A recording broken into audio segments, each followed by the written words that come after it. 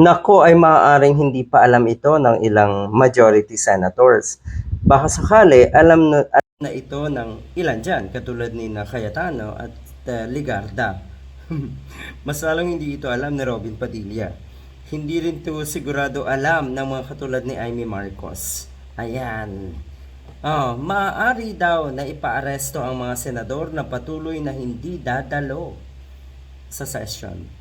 Pangalawang araw na kasi. So magkakaalaman na yan. Tignan natin kung may patutunguhan pa itong mga ito. Yan po ang sinabi ni dating Solicitor General Florin Hilbay. Pwede daw gamitin ng Senado ang kapangyarihan na pinagkaloob ng Constitution nga upang pilitin ang pagdalo ng mga umabsent or absent na senador kung magpapatuloy ang umano'y boycott ng majority bloc nga sa mga session nila. Merong batas pala ito sa 1987 Constitution, Article 6, Section 16.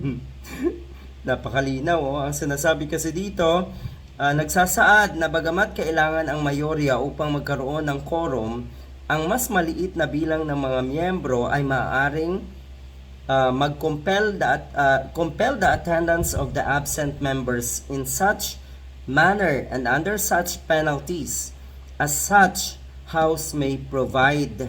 So pwede palang kasuhan, pwedeng mag-impose ng penalty kahit etong minority lang. Kung yan din sigurado ang pagkakaintindi niyo po.